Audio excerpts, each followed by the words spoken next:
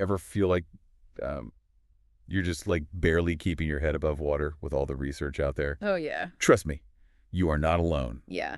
Today, we're diving into a paper about how researchers are feeling about AI tools like ChatGPT diving into their work. It's really interesting. It's a really interesting look at how scientists themselves, not just the tech folks, are thinking about AI. And this isn't just some theoretical debate. Mm. You know, this study actually asked over 200 researchers in Indonesia for their honest thoughts about AI tools showing up in their labs, And what's fascinating is that the paper found researchers across the board are really, really focused on how AI can boost their efficiency. which makes total sense. Mhm. I once spent 3 days making a spreadsheet to try and wrangle all the data from a deep dive on, well, you get the picture. 3 days. Yeah. Sounds rough. I can see why researchers are looking for ways to work smarter, not harder, especially those who've been in the field a while. This study found that researchers born before 1965 were particularly interested in AI as an efficiency booster. Yeah, they probably see AI as a way to keep up with the ever-growing mountain of information out there. Exactly.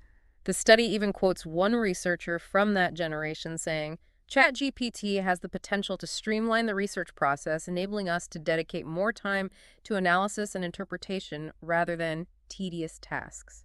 It's like having a tireless assistant to handle the grunt work. Right. Yeah. That's huge, especially when you consider how much time researchers spend sifting through data and trying to connect the dots. Right. And it's not just about speed. Researchers are also excited about how AI can help them analyze complex data sets and uncover patterns they might have missed otherwise.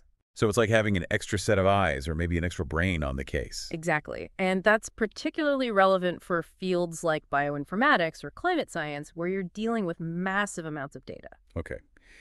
Uh, I'm getting why they call it artificial intelligence now. Mm. But what about the ethical concerns surrounding AI? Are researchers worried about that at all? That's the thing.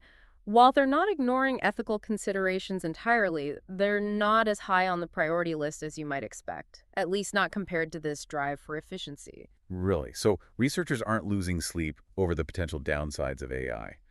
That surprises me. Well, it's important to remember that this is just one study and it focuses on a specific group of researchers, but it does raise some interesting questions about how different priorities might be shaping the way AI is being integrated into research. So we've got this almost laser focus on efficiency. But what are researchers saying about the potential downsides of bringing AI into the lab? That's where the study gets even more interesting. It turns out there's a generational divide in how researchers view the potential impact of AI. A generational divide. Now, that's not something you hear every day in the world of All science. right. Tell me more. Well, the study found that younger researchers, those born after 1981, were actually more likely to express concerns about over-reliance on AI. They're thinking about the long-term implications in a way that's really interesting. That makes sense.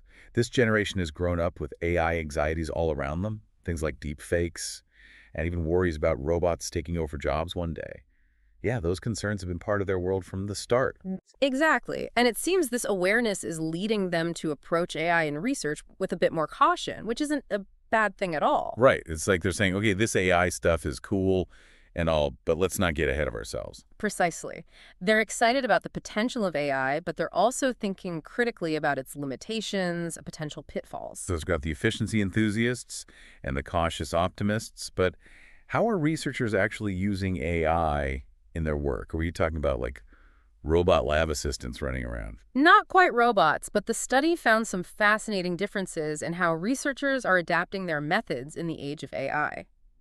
Senior researchers, those further along in their careers, are really embracing what the study calls methodological innovation and strategic integration. So they're not just using AI as a glorified calculator, they're actually rethinking how they approach research itself. Yes, they're the ones asking, how can we use AI to design better experiments, analyze our data more effectively, and maybe even tackle entirely new research questions? They're not afraid to push the boundaries. Which makes sense. They've already mastered the fundamentals of research, so they have the experience to experiment with these new tools in a really innovative way. Right. It's like they've mastered driving a regular car and now they're ready to get behind the wheel of a race car and see what it can do.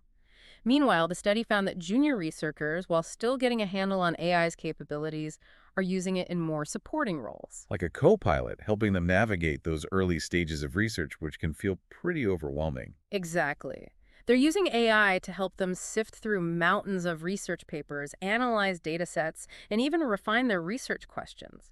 It's like having a super-powered research assistant by their side. So we've got this fascinating mix of like embracing efficiency, but also treading cautiously. Right. It feels like we're on the edge of a whole new era of research. Yeah. But how do we make sure it's a good one? That's the million-dollar question, right?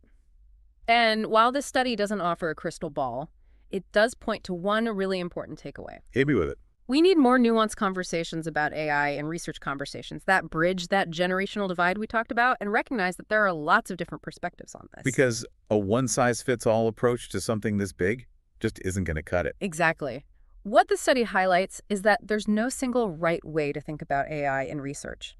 Each generation, each career stage, even each individual researcher brings their own experiences and concerns to the table. And finding a way to bring all those voices into the conversation that feels crucial for shaping the future of AI in a way that benefits everyone. Absolutely. It's about finding ways to harness the power of AI while also preserving the core values of scientific inquiry, rigor, integrity, and that constant drive to understand the world around us. This deep dive has definitely given us a lot to think about. Yeah. If you were designing the ideal AI assistant for a research team, what would it look like? How would you make sure it was being used thoughtfully and responsibly? We'd love to hear your thoughts. Head over to our social media and join the conversation. Who knows, maybe your idea will spark the next big breakthrough.